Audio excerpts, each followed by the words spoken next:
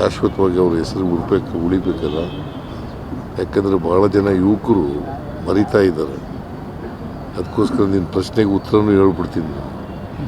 ಅದಕ್ಕೋಸ್ಕರ ಮಹಾತ್ಮ ಗಾಂಧೀಜಿಯವರು ಏನಂತ ಹೇಳಿದರು ಅಂತಂದರೆ, ಗ್ರಾಮಗಳ ಸ್ವಾವಲಂಬನೆ ಆಗದೇ ದೇಶದ ಪ್ರಗತಿ ಆಗಲ್ಲ ಅಂತಕ್ಕಂಥ ಮಾತುಗಳನ್ನು ಹೇಳಿದರು. ಗ್ರಾಮಗಳು ಸ್ವಾವಲಂಬನೆ ಆಗಲ್ಲ, ಆರ್ಥಿಕವಾಗಿ, ಸಾಮಾಜಿಕವಾಗಿ, ರಾಜಕೀಯವಾಗಿ, ಶೈಕ್ಷಣಿಕವಾಗಿ ಸ್ವಾವಲಂಬನೆಯನ್ನು ಕಾಣಬೇಕು. ಅವು ಕಂಡಾಗ ಮಾತ್ರ ದೇಶದ ಪ್ರಗತಿ ಆಗಲಿಕ್ಕೆ ಸಾಧ್ಯ ಆಗ್ತದೆ. ಯಾಕೆಂದರೆ ಭಾರತ ಹಳ್ಳಿಗಳ ದೇಶ.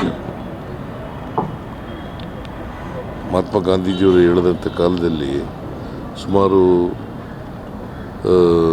180% ಹಳ್ಳಿಗಾಡಿನಲ್ಲಿ ವಾಸ ಮಾಡ್ತಾಯಿದ್ರು. ಅದರಿಂದ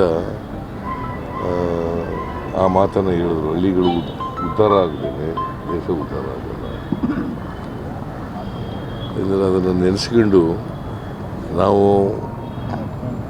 ಅವರಿಗೆ ಸಲ್ಲಿಸ್ತಕ್ಕಂಥ ಗೌರವ ಏನಪ್ಪ ಅಂತಂದರೆ, ಸುಮಾರು ಕರ್ನಾಟಕದಲ್ಲಿ 6,000 ಪಂಚಾಯಿತಿಗಳಿದ್ದಾವೆ. ಸುಮಾರು 6,000 ಪಂಚಾಯಿತಿ ಕಟ್ಟಡಗಳಿದ್ದಾವಲ್ಲ, ಅವ್ರ ಹೆಸರನ್ನು ಇಡ್ತಕ್ಕಂಥದ್ದು. ಅದನ್ನು ನಾವು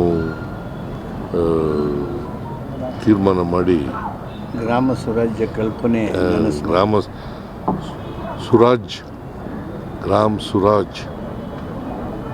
ಅದರ ಕಲ್ಪನೆಯನ್ನು ಕೊಟ್ಟವರು ಮಹಾತ್ಮ ಗಾಂಧಿ. ಗ್ರಾಮಗಳು ಸ್ವತಂತ್ರ ಆಗಬೇಕು. ಅವ್ರು ಹಿಂಗೆ ಬಯಸಿದ್ರು ಅಂತಂದರೆ, ಹಳ್ಳಿಗಳು ಸ್ವಾವಲಂಬನೆಯಾಗಿ ಹಳ್ಳಿಯಿಂದ ದಿಲ್ಲಿಗೆ ಹೋಗಬೇಕು, ದಿಲ್ಲಿಯಿಂದ ಹಳ್ಳಿಗೆ ಬರಬಾರ್ದು. ಸೊ ಅಂಥವರು ನಮ್ಮನ್ನು ಅಗಲಿದ್ದಾರೆ. ಅದು ಹುತಾತ್ಮರಾಗಿದ್ದಾರೆ, ಗುಂಡೇಟಿನಿಂದ ಸತ್ತಿದ್ದಾರೆ. ಅದು ಎಲ್ರಿಗೂ, ನಮ್ಮ ಭಾರತೀಯರೆಲ್ರಿಗೂ ಕೂಡ ನೋವನ್ನುಂಟು ಮಾಡ್ತಕ್ಕಂಥ ಸಂಗತಿ ಅಂತಕ್ಕಂಥ ಮಾತುಗಳನ್ನು ಸಂದರ್ಭದಲ್ಲಿ ಬಯಸ್ತಾ ಇದ್ದೀನಿ. ಮಹಾತ್ಮ ಗಾಂಧೀಜಿಯವರು ಇನ್ನೊಂದಷ್ಟು ದಿನ ಬದುಕಬೇಕಂತ. ಯಾಕಂತಂದರೆ ಮತ್ತಷ್ಟು ಸುದ್ದಿಗಳಿಗಾಗಿ ನೋಡ್ತಾ ಇರಿ ಪಬ್ಲಿಕ್ ನ್ಯೂಸ್ 24x7. ಇದು ಸತ್ಯದ ಧ್ವನಿ.